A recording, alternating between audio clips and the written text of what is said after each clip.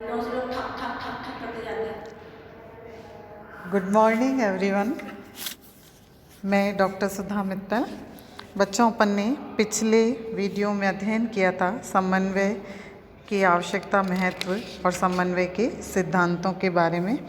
आज अपन पढ़ेंगे लिमिटेशंस और बैरियर्स ऑफ कोऑर्डिनेशन, समन्वय की सीमाएं एवं बाधाएं। समन्वय प्रबंध का सार है अथवा समन्वय सभी प्रबंधकीय कार्यों का सार है, एसेंस ऑफ मैनेजरियल फंक्शंस।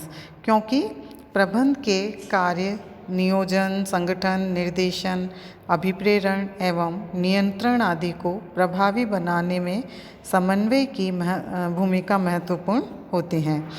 लेकिन प्रभावी समन्वय की स्थापना में अनेक समस्याएं भी आती हैं। इसकी कई सीमाएं हैं जो इसके महत्व को कम कर देती हैं।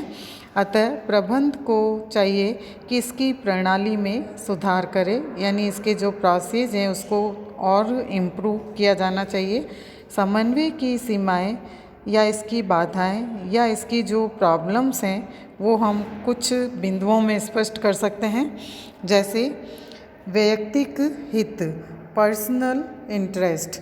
यह देखा गया है कि कुछ आलसी, निष्ठाहीन, अयोग्य एवं अकुशल व्यक्ति, कर्मचारी एवं प्रबंधक संस्था के सामान्य हितों की तुलना में व्यक्तिगत अथवा विभागीय हितों को प्राथमिकता देते हैं। तो परिणाम स्वरूप क्या होता है? समन्वय स्थापित करना कठिन हो जाता है। इसी प्रकार वातावरणीय गतिशीलताएं, एनवायरमेंटल डायनेमिक्स। यदि संस्था का आंतरिक एवं बाह्य वातावरण समन्वय की दृष्टि से दूषित, असहयोगी एवं प्रतिकूल हो तो समन्वय की स्थापना करना एक कठिन कार्य हो जाता है।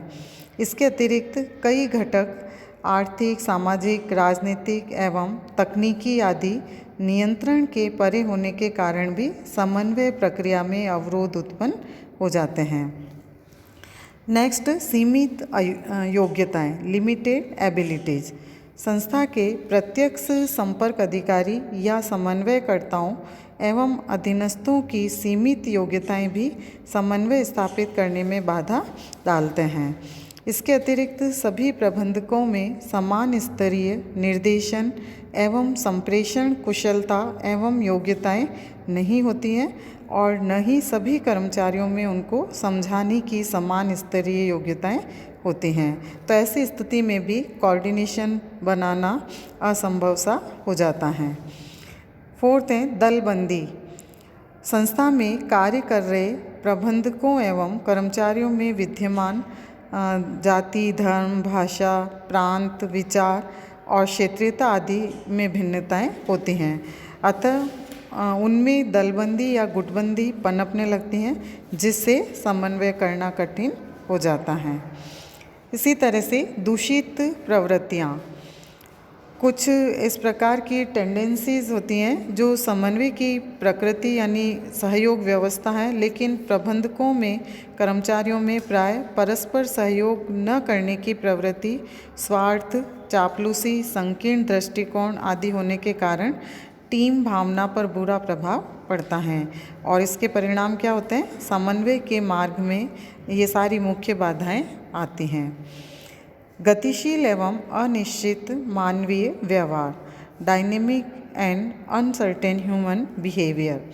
मानवीय व्यवहार सदैव गतिशील एवं अनिश्चित है, इसलिए व्यक्तियों के दृष्टिकोण, चिंतन शैली, निष्पादन आदतें, कार्य प्रणाली एवं विचारधाराएं बदलती रहती हैं।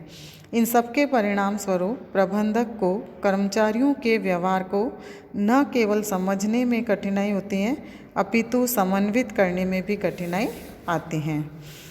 कई बार जैसे गंदी राजनीति, डर्टी पॉलिटिक्स, विशाल यानी बड़े संगठन में प्रबंधकों में न्यायपूर्ण दृष्टिकोण की कमी से लोगों की पदोन्नति नहीं होती है, यानी उनके प्रमोशन नहीं हो पाते हैं।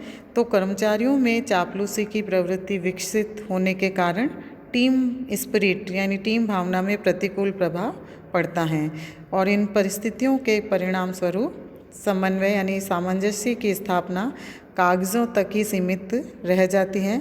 प्रैक्टिकल हम देखें तो कोऑर्डिनेशन नहीं के बराबर दिखाई देता है। और दोषपूर्ण समन्वय तकनीकें, डिफेक्टिव कोऑर्डिनेटिंग टेक्निक्स। प्रत्येक उपक्रम संस्था की प्रकृति एवं समस्याएं भिन्न भिन्न होने के कारण संचालन संबंधी जटिलताएं उत्पन्न हो जाती हैं।